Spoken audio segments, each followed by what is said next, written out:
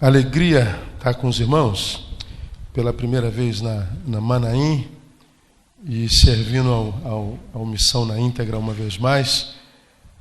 Um ministério com o qual tenho aprendido muito, crescido muito.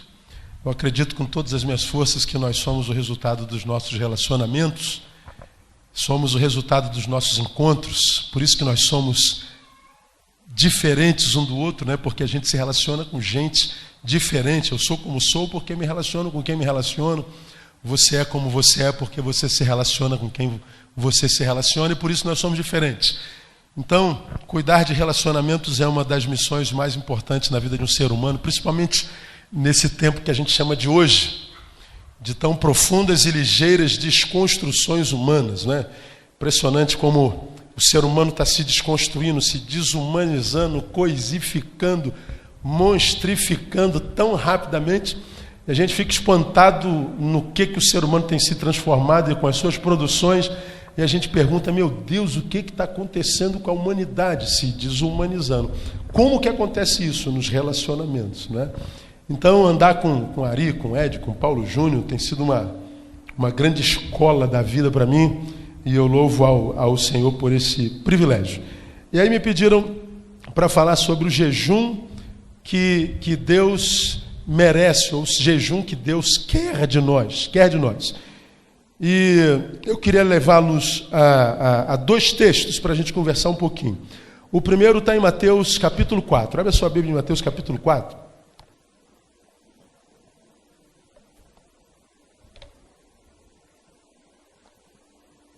Aí eu queria convidar você a ficar em pé mais uma vezinha, em reverência ao Deus dessa palavra aí.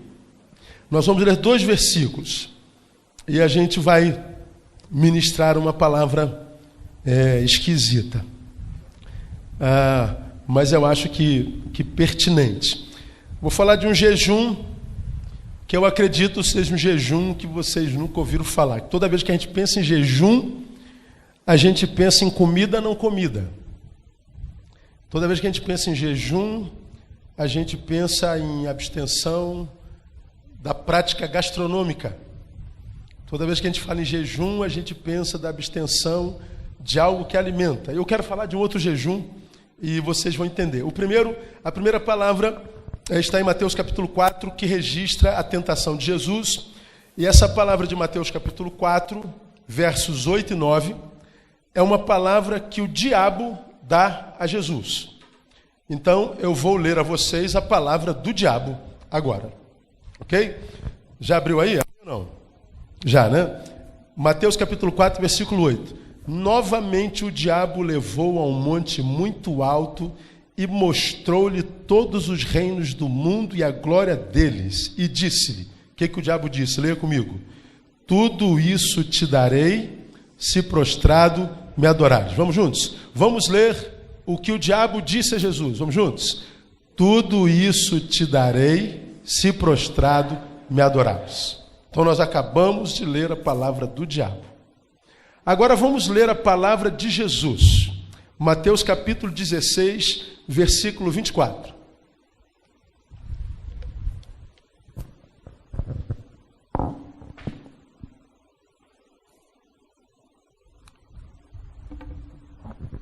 Mateus 16, capítulo 24. Você já abriu aí, amém?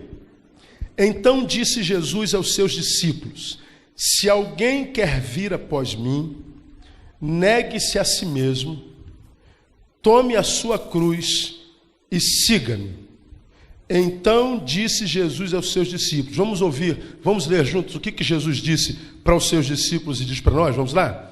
Se alguém quer vir após mim, negue-se a si mesmo, tome a sua cruz e siga-me.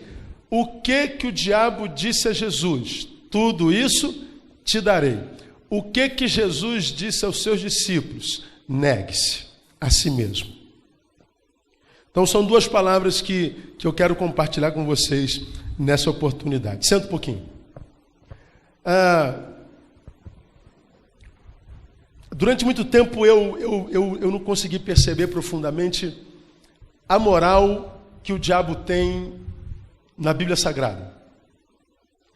Que moral, pastor? Por exemplo, tu pega o texto do início do ministério de Jesus e diz que Jesus foi conduzido ao deserto pelo Espírito Santo para ser tentado por Satanás. Jesus foi para o deserto, um lugar que ninguém quer, todo mundo foge, representação de tudo que é ruim na vida humana. Mas Jesus foi conduzido ao deserto. Quem conduziu? O Espírito Santo. Para que conduziu? Para ser tentado por Satanás. Aí eu fiquei pensando, por que Jesus tinha que começar o seu ministério tentado por Satanás? Que moral é essa que o diabo tem?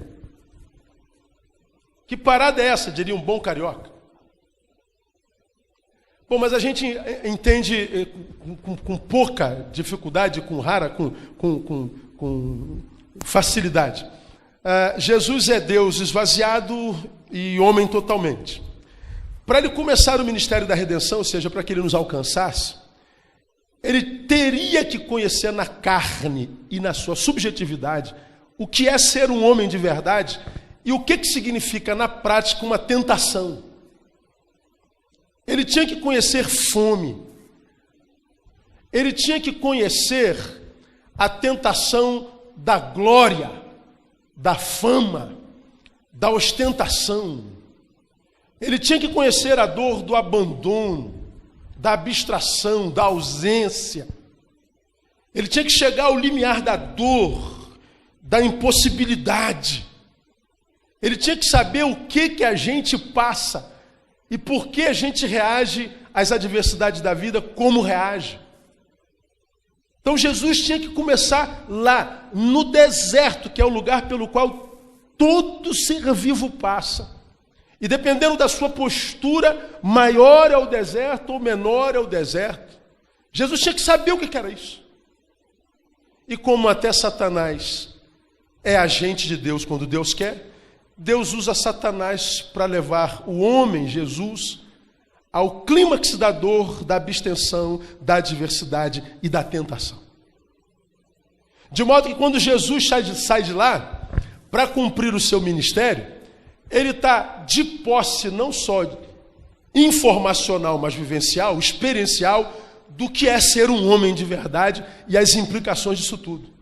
Então Jesus agora estava capacitado como ser humano, Deus esvaziado, a viver conosco uma relação empática. Ele sabe na carne o que a gente sente quando o diabo está diante de nós, nos tentando na fraqueza. Só a gente tem um Deus desse, gente. Isso é maravilhoso. Um Deus que se faz do tamanho da gente para entender a gente. Um Deus que sabe que a gente não tem como se tornar do tamanho dele, subir até ele para entendê-lo. Então ele se torna do tamanho da gente para que ele possa nos entender. Só um Deus do tamanho do nosso para amar um ser do tamanho da gente. E Satanás é usado para esse fim. É um servo, não é? Jesus sai dali, chama os seus discípulos. E ele, quando chama os seus discípulos, quando ele fala que eles seriam sal da terra, a luz do mundo, ele fala, e não fala só da missão futura, mas agora ele fala das implicações da missão a ser cumprida. Veja, eu sou Deus, totalmente, mas porque sou homem, sou tentado pelo diabo e passo por desertos, passo por privações e provações, de modo que vocês que estão saindo para salgar a terra, salvar o mundo, cumprir com os compromissos da missão, não pensem que isso é um compromisso sem consequências. Veja, de onde eu estou vindo, vocês vão passar pela mesma coisa. Jesus não engana ninguém, Jesus não diminui a realidade do evangelho para massagear o ego de ninguém. Ele é realista, ele prega a verdade e acabou. Assume os compromissos da missão, se quiser, mas saiba das consequências disso. Lá no deserto, uma das tentações foi essa. O diabo toma Jesus, leva a um alto monte, lá no deserto da Judéia. No alto do monte, ele mostra o mundo que está diante dele e diz assim: olha, vês tudo isso eu posso te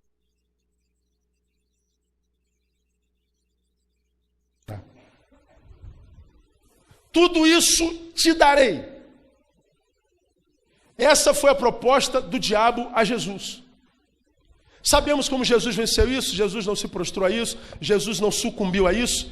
E aí Jesus sai do deserto, vai cumprir a sua missão, ele reúne os seus discípulos, e no versículo 16 nós lemos a palavra de Jesus aos seus discípulos: se alguém quer vir após mim, sobretudo negue-se a si mesmo. Depois que você conseguir fazer isso, tome a tua cruz.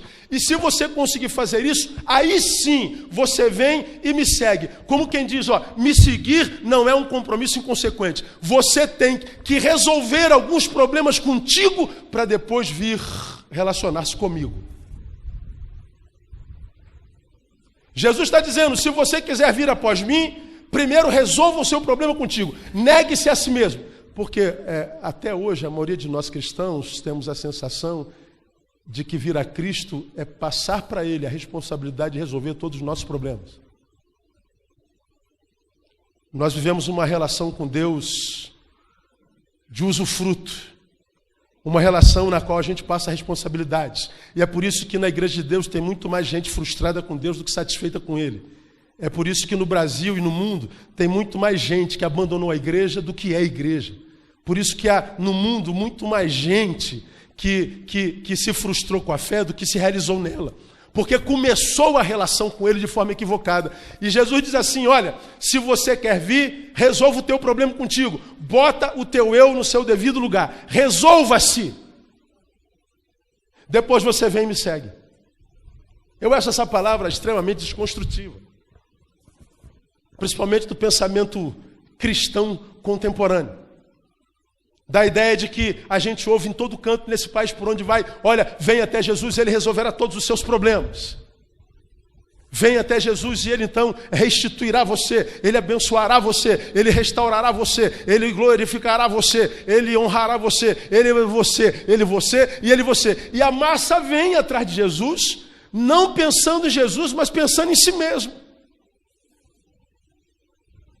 E vem até Jesus e, por incrível que pareça, consegue se decepcionar com Ele. Eu sempre penso, como é que se decepciona com um ser que é perfeito em todas as instâncias? Começa na visão. Jesus está dizendo, negue-se a si mesmo. Essas palavras de Jesus, nesse tempo, para mim, tem ganho uma proporção nunca, mas nunca antes alcançada. Mas em tempo algum, a sua compreensão desse negue-se a si mesmo vai se tornando cada vez mais óbvia à medida que os anos vão passando, à medida que os dias vão entrando, e à medida que os anos vão passando e o dia vai entrando, o si mesmo, o eu, tem do mundo, no mundo, mais propostas. Esse eu que eu não renuncio, e que Jesus diz, renuncie, para que a nossa relação seja abençoadora, esse si mesmo que há em mim, que há em você, tem do mundo, no mundo, cada vez mais ofertas. O tudo isso te darei é cada vez maior. Nunca o tudo isso foi tão grande para o si mesmo como agora. Pensem comigo. Quando Jesus recebeu essa proposta, prosperidade e glória instantânea, ele estava no deserto da Judéia, no monte, e a visão que Satanás usou para tentá-lo era o deserto, com alguns povos nômades, possivelmente. Estudiosos diziam que havia no planeta, naquela ocasião, em torno de 350 milhões de habitantes, apenas. E Jesus olha um campo vasto, com não muito verde. A visão era quase rural. Tinha que ser a visão de um fazendeiro de Goiás, que sabe o valor da terra. Nós, são paulinos e cariocas, não sabemos o valor de terra, meu.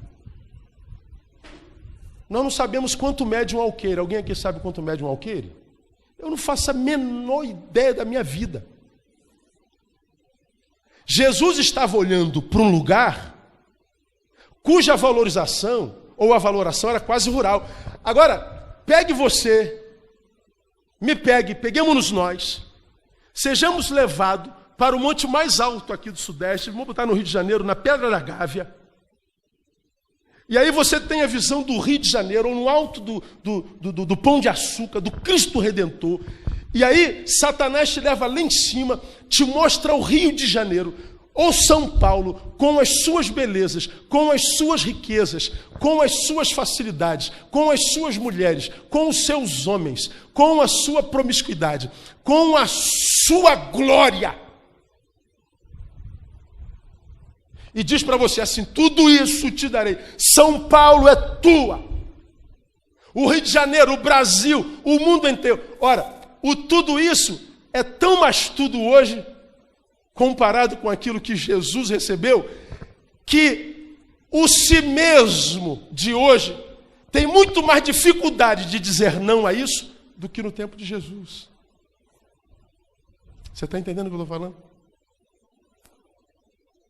Mas Jesus está dizendo: você quer que a sua relação comigo seja boa para você? Você quer de fato viver a vida que eu prometi na minha palavra? Abundante eu quero. Pois bem, você tem que se resolver consigo primeiro. Você tem que se negar.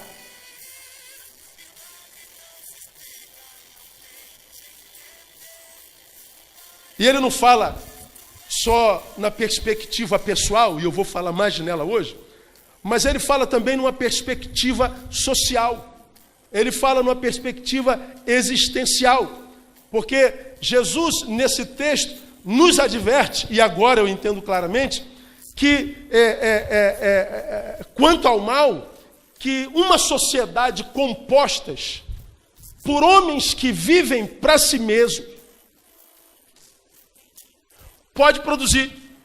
Ele diz: se você quer vencer a tentação do diabo,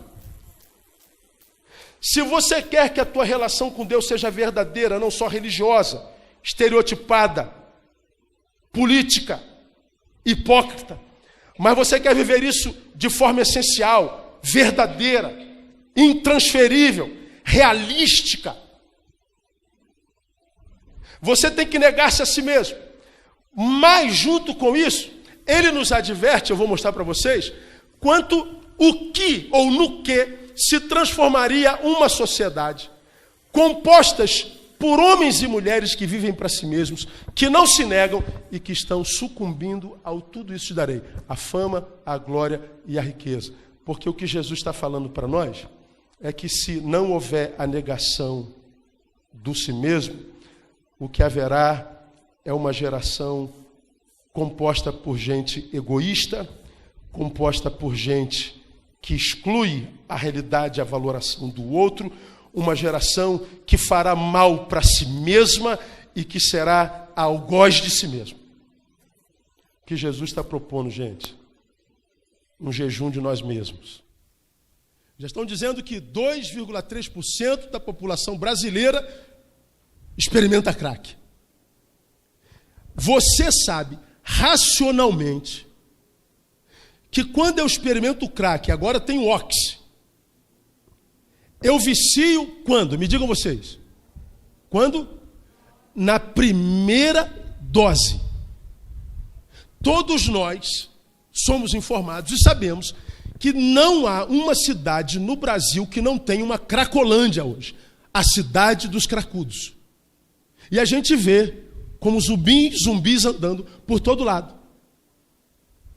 Tem mendigo, tem advogado, tem político, tem gente rica, tem gente pobre, toda a sociedade sendo carcomida pelo crack. Eu só estou usando crack.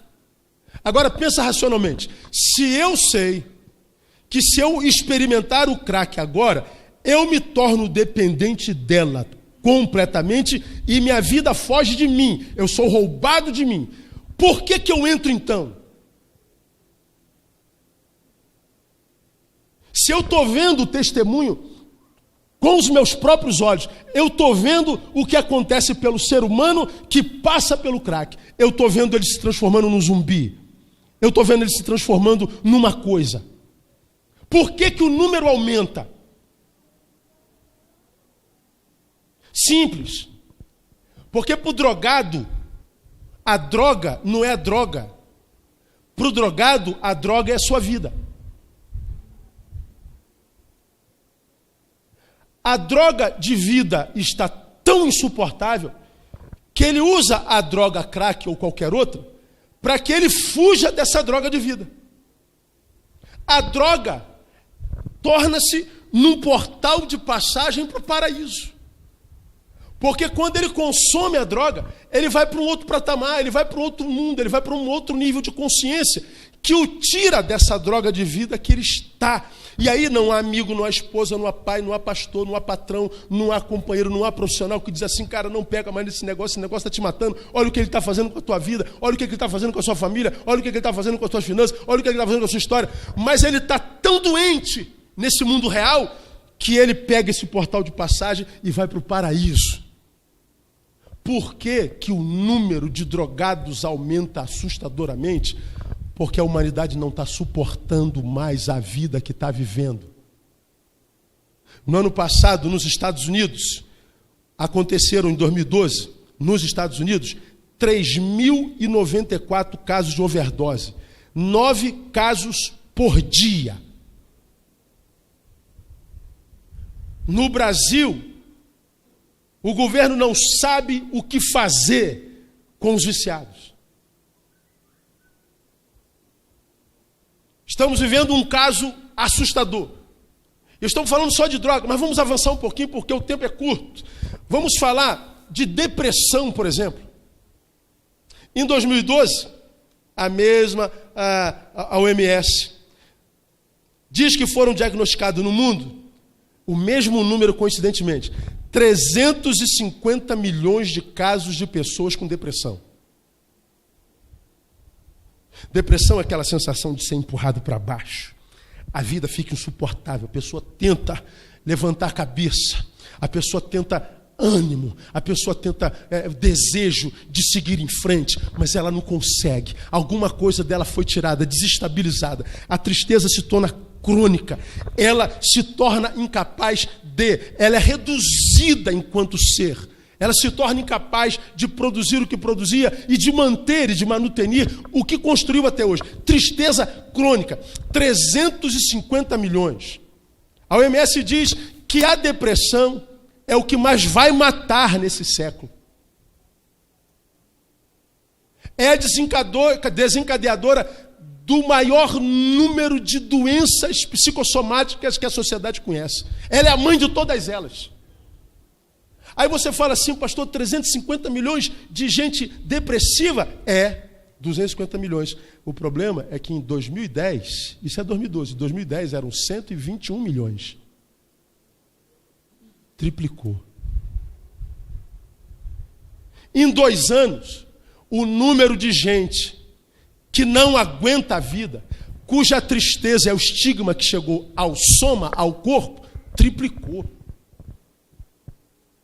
Isso mexe com estrutura mercadológica, economia brasileira, com saúde, mexe com um monte de coisa. Isso vai destabilizando tudo. E o pior, quem tem depressão, principalmente nos casos dos cristãos, tem que viver sozinho. Porque dizer que está com depressão, vão dizer está com legalidade, é diabo no corpo. A sociedade brasileira não está preparada para ela. A família diz, para de palhaçada, vai lavar uma roupa que você melhora. Dá uma enxada na mão desse vagabundo que ele melhora. Que parada de depressão, pá. Isso é coisa de rico. Ignorância. A pessoa não só tem depressão, como ela é carcomida pela culpa de tê-la e de possuí-la. Da depressão vem um outro dado sobre o que eu tenho falado no país inteiro, que é o câncer, que parece que já é epidêmico no mundo.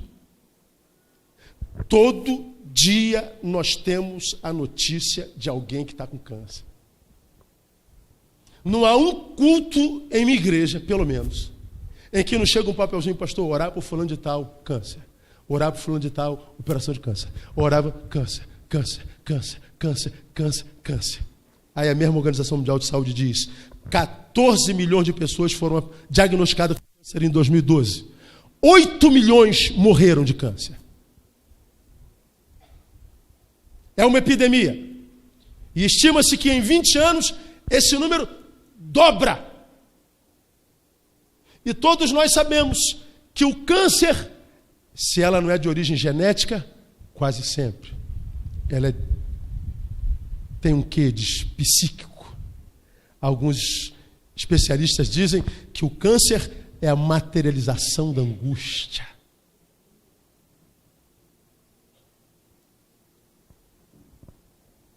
Do câncer nós vamos para uma outra questão, que é sobre o que eu estou falando direto, suicídio. Quem me ouve aqui já me viu falar de suicídio. Você olha para o Brasil, tão lindo, para São Paulo, tão moderna. A gente olha para um Brasil tão rico, e a gente muitas vezes ignora que no seu país acontecem 25 suicídios por dia. Sociedade Brasileira de Psiquiatria. 25 dia. No Japão é um pouquinho mais. 87 suicídios dia. No planeta, em 2012, 1 milhão de suicídios. 1 a cada 30 segundos. Durante muito tempo, eu olhava para o suicida como um juiz que o julgava covarde. Porque eu imaginava que o suicida queria morrer. Ignorância. Porque, na verdade, o suicida não quer morrer, ele quer viver. O suicídio não é um grito de desejo pela morte, mas é um grito de desejo pela vida. Ele está dizendo, eu quero viver. Eu quero viver, mas eu não consigo, então eu prefiro morrer. E ensina que pior do que a morte é a ausência da vida. Um suicídio a cada 30 segundos. Agora, pasme, curiosidade. Em 1999, há 15 anos atrás, acontecia no mundo um suicídio a cada 8 minutos. Em 99, eram 65 mil suicídios por ano. Em 2012, 1 milhão.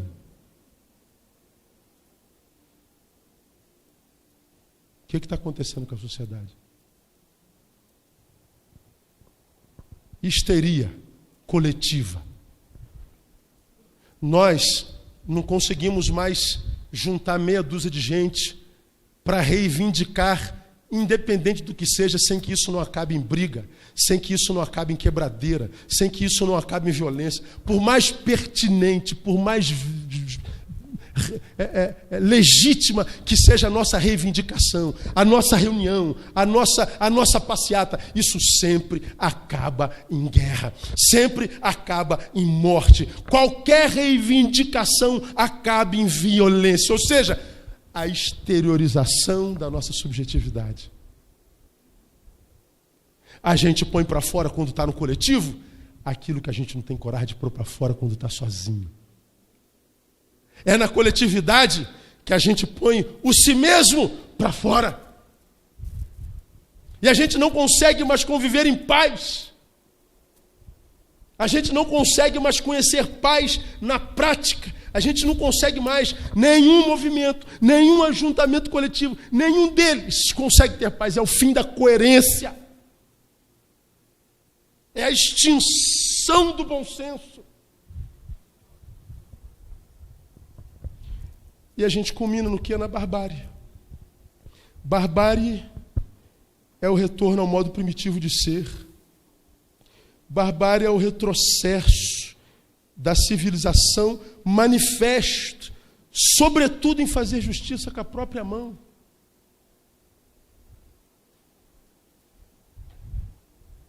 Motorista de ônibus no Rio de Janeiro passa mal, tem uma síncope, desmaia, e o ônibus dele amassa 6 carros em frente a um baile funk na Baixada Fluminense.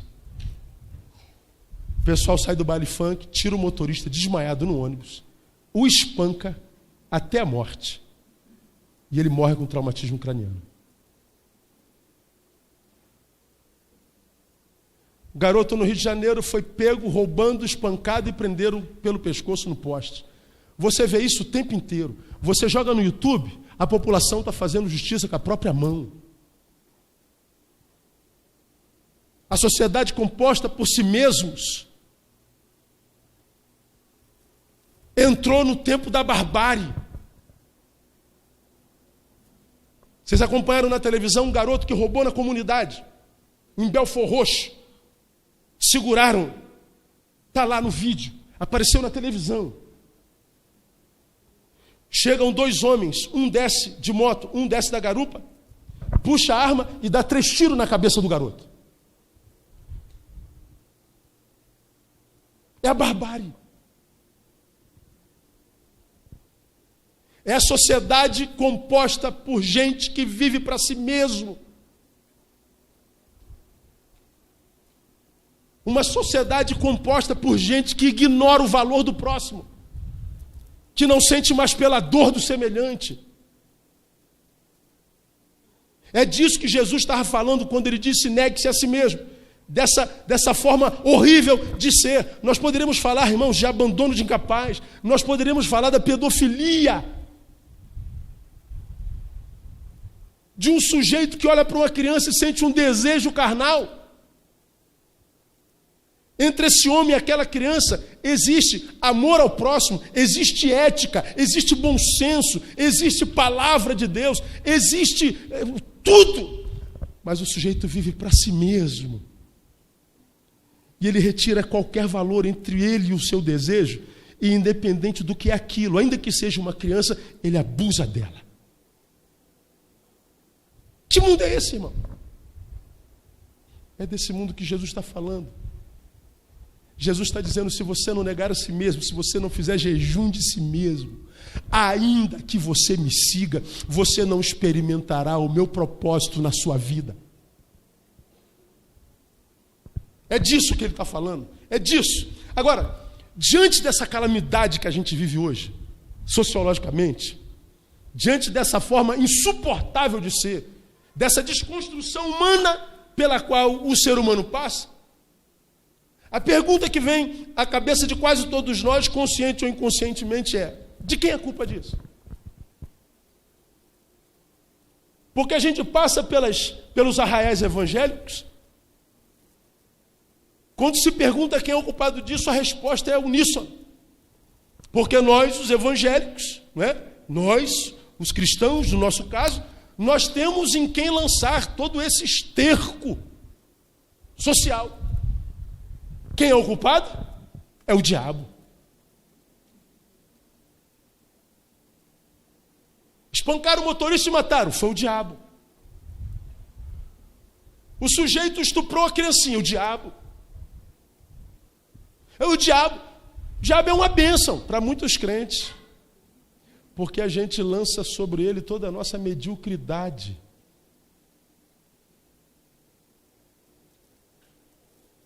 A gente lança sobre ele a produção do si mesmo. A gente lança sobre ele o nosso esterco, a nossa produção. E a gente ouve Marcos jogando na nossa lata, na nossa cara, e ele diz assim, Marcos 7:21, pois é do interior, do coração dos homens, que procedem os maus pensamentos, as prostituições, os furtos, os homicídios, os adultérios, a cobiça, a maldade, a blasfêmia, a soberba, a insensatez. Todas estas coisas procedem de dentro e contaminam o homem. Você consegue entender agora o que Jesus está dizendo? Ou o que ele queria dizer quando disse: você quer vir após mim, resolva o seu problema contigo. Nega esse teu eu, dentro do qual habita essa desgraça toda.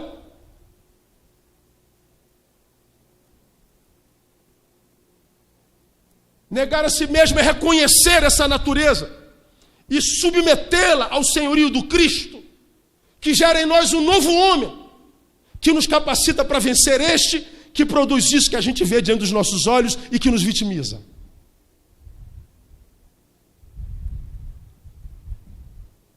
Falta jejum de nós mesmos. Então eu posso afirmar que a arma da nossa destruição somos nós. Está em nós. Nós somos os assassinos de nós mesmos. Nós somos a doença um do outro.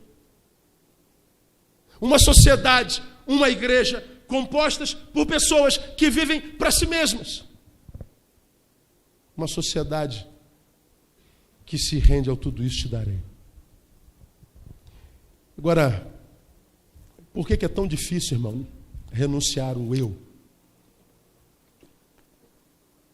Por que é tão difícil negarmos a nós mesmos? Vou dar 2 razões e a gente termina. A primeira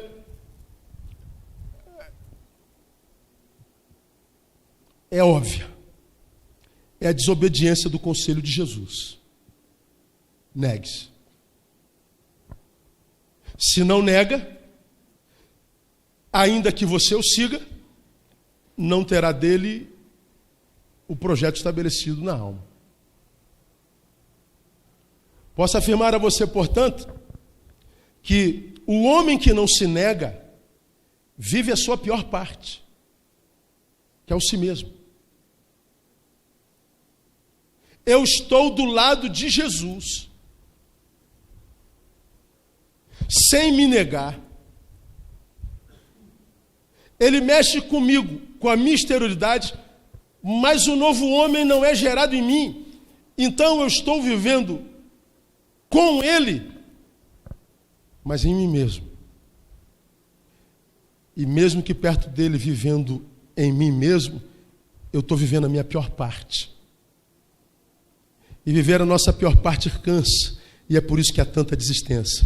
Penso que haja perigo e incoerência em viver para si mesmo desde o Éden. Talvez seja por isso, Ari. Posso estar viajando na maionese. Depois o Ari me conserta. Que lá no Éden Deus diz assim, ó, não é bom que o homem esteja só. Não é bom que o homem viva para si mesmo. Esteja apenas consigo mesmo, ou seja, com o mundo reduzido ao tamanho do seu umbigo. Não é bom, em hipótese alguma. E olha que ele está falando isso antes do pecado. Jesus está dizendo, a vida ou a existência só encontra sentido no encontro, no compartilhamento, na troca de essências vitais. Eu posso ser um ser perfeito, imaculado no paraíso, mas se eu vivo para mim mesmo, ainda assim, Deus diz, não será bom. O pecado entra, ele agora tem uma companhia do lado de fora, mas se o homem continua só, vivendo para si, ele é como que se tivesse impossibilidade de ser o que ele é no coração de Deus. É a desobediência. A gente não consegue se negar. E por que é tão difícil? Primeiro, porque não houve o novo nascimento. Portanto, não houve a regeração ou a regeneração. O si mesmo habita em mim livremente. Eu não tenho um novo homem que o confronte, que o ponha no seu lugar, que seja antítese dele mesmo, para que em mim brote uma tese que seja para a glória de Deus. Não houve o novo nascimento. E como a gente tem aprendido, a única forma de entrar no reino de Deus é nascendo de novo. Não existe janelas no reino de Deus, não existe outra porta. Ou eu morro para ser gerado de novo, ou eu me nego para que o novo homem nasça em mim, ou o que há não é entrada no reino de Deus, é entrada na religião. Não existe reino de Deus sem regeneração. E na ausência desse novo nascimento, na ausência da regeneração, não acontece o que a gente chama de discipulado, acontece é o adestramento.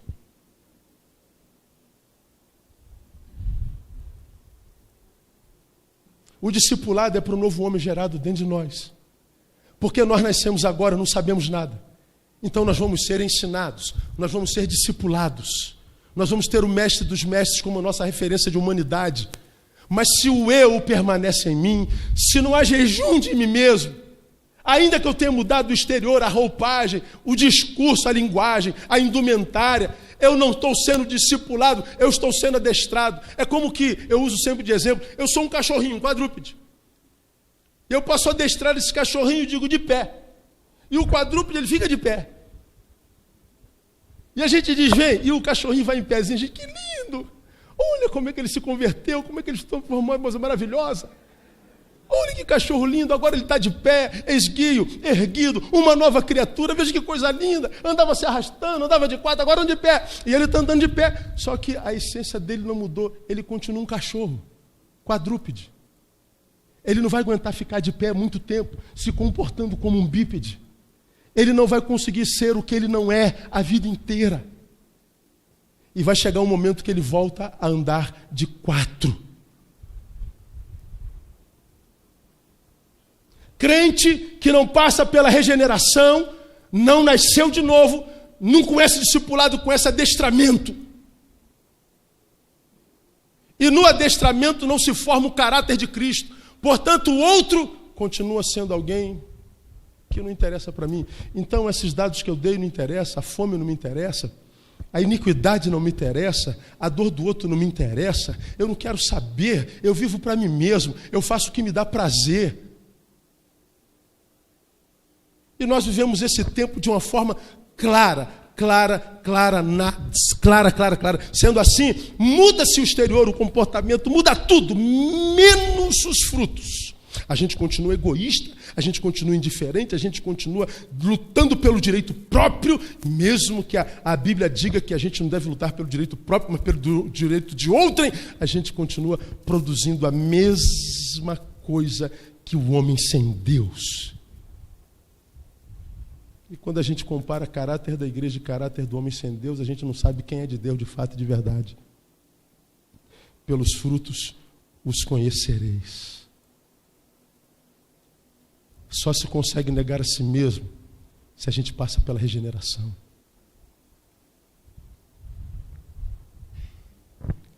Por que é tão difícil? Porque não houve nascimento. Por que é tão difícil? Porque a autonegação, para quem não negou ou para quem não nasceu de novo, é a retirada de todo o prazer que possui, pois o único prazer que possui é na carne. O sujeito não nasceu de novo, ele mudou de religião. Os princípios, os mesmos, os valores os mesmos, uma alma mesma. Ele veio a Jesus consigo no lombo. Ele veio a Jesus, mas não abandonou o seu eu, ele não negou-se a si mesmo. Então, todo o prazer que ele tem é na carne. Mandar que ele se negue é retirar dele todo o prazer. É reduzir a sua vida à insignificância. Por que você acha que na nossa igreja tem tanta briga por poder, por cargo? Microfone, glória, evidência. Porque a carne clama por isso. Tirar do cargo, tirar do poder, tirar da evidência, é estar sendo para ele usado pelo diabo. Nós dizemos que queremos servir a Deus, mas nós precisamos ser vistos, nós precisamos ser reconhecidos, nós precisamos que os outros saibam que foi o meu eu que fez. Isso é desejo carnal, isso é vanglória, isso é render-se ao tudo isso te darei. Tirar do que não nasceu de novo e exigir dele a negação é tirar todo o prazer. Essa geração, tem gente que escandaliza comigo, é uma geração, por exemplo, que eu chamo de genitocêntrica. Nós vemos um tempo, nós somos chamados a sermos sal e luz para uma geração genitocêntrica. O único prazer que tem na vida sai dessa parte do corpo.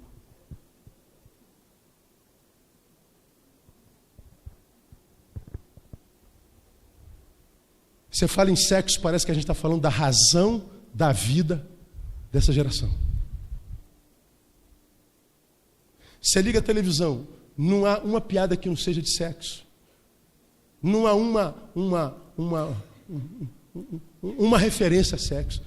Tudo é sexo. Sexo, sexo, sexo, sexo. Você viu a pesquisa do IPEA, que depois o cara disse, não é bem assim? A mulher que anda com roupa insinuante merece ser atacada?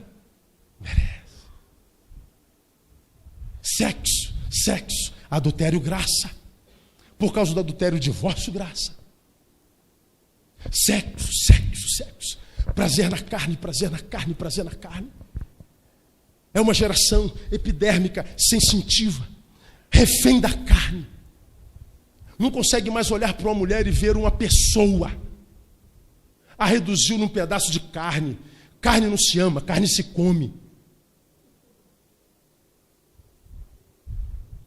Vivemos com isso na cabeça. Onde passamos tem referência a isso. Você vai ver uma propaganda de leite, tem uma mulher pelada na caixa. Você vai ver uma propaganda de fralda, tem uma mãe pelada trocando o bebê. Você vem para a igreja, se é de Deus, tem que trocar de lugar, porque a mulher da frente está com a roupa nua.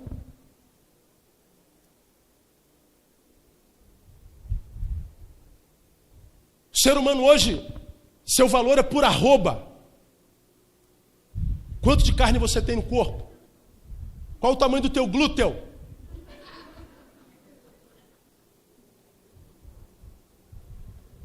Uma geração carnificada, genitocêntrica. Falar para essa geração se negar, fazer jejum de si mesmo, é tirar dela a razão da vida. É por isso que a sociedade está exatamente como está, insuportável. Eu vivo para a minha carne e a dor da tua não me interessa. Esse é um modo triste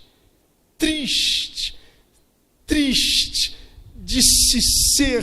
Se não houver jejum de mim, não haverá justiça para o outro. Se não houver jejum de mim, o que haverá é o reducionismo do outro. Você não é mais o meu próximo a ser amado, você é o meu próximo a ser usado. Porque o meu mundo é tamanho do meu desejo. A marca da minha existência é o egoísmo. Por isso que Jesus diz, negue-se a si mesmo. Agora vamos caminhar para o final. Por que, irmão, que é tão difícil? Primeiro, porque é o novo nascimento. Por último, por causa da incapacidade de compreender que quando o homem não nega-se a si mesmo, é a Deus que está negando.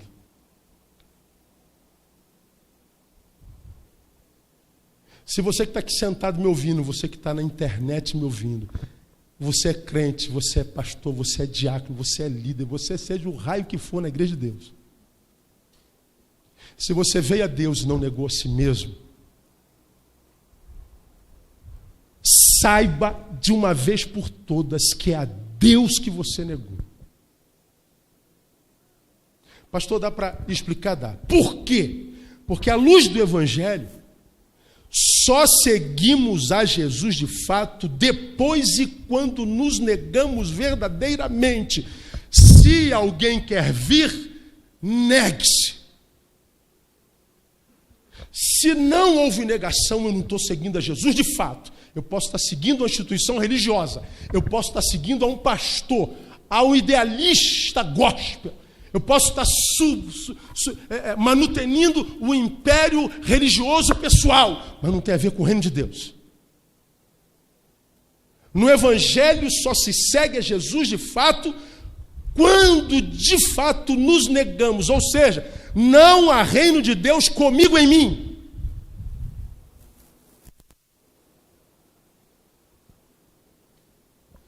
Só há reino de Deus em mim se eu não estiver aqui. Não há reino de Deus em mim se eu sou o Senhor de mim mesmo. Não há reino de Deus em mim se eu vivo para o meu prazer.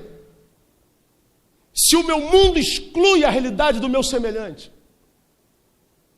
Não há reino de Deus em mim. Se eu estiver aqui, não há reino. A religião, a religiosidade, a mentira, a hipocrisia. E se essa igreja cresce sem reino na interioridade do seu componente, ela pode se tornar no império mais lindo, luxuoso, rico do mundo, mas ela crescerá em número, mas não em influência e em transformação na cidade.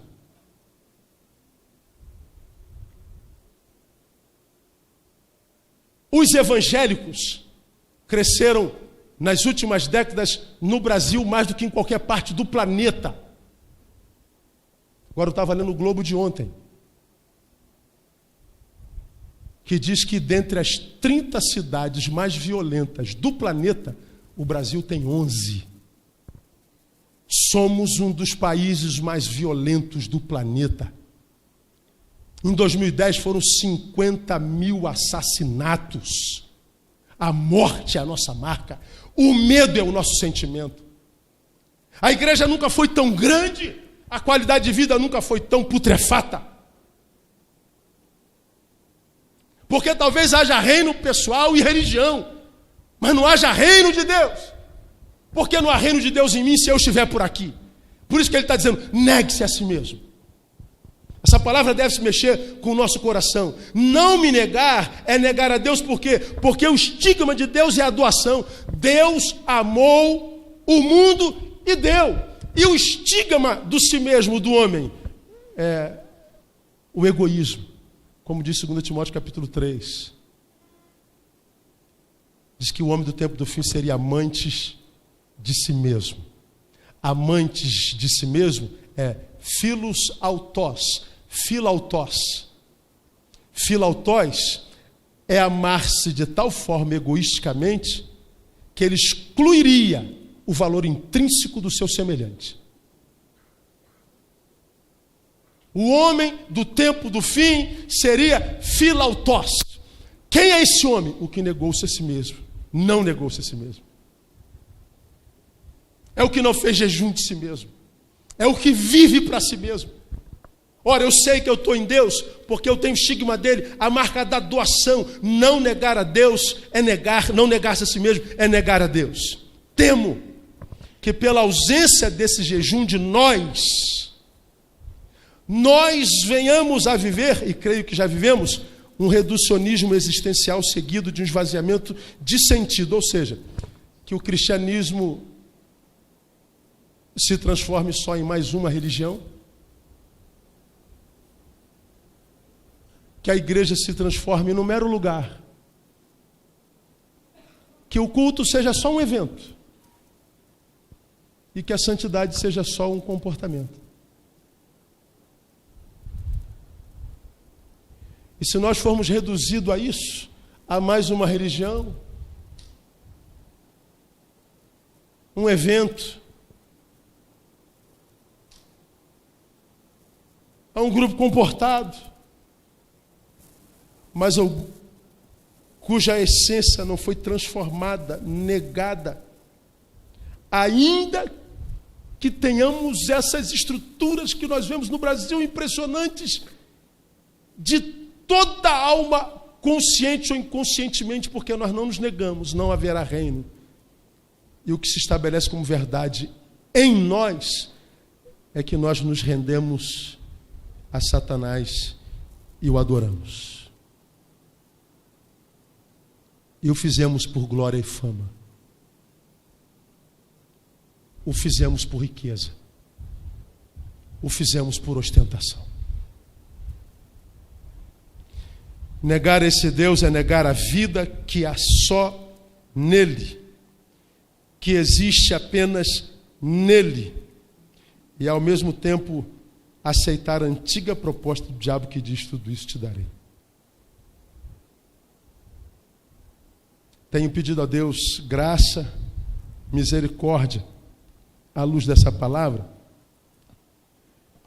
para que eu não seja vencido por aquele que é único e que pode me vencer, o meu eu.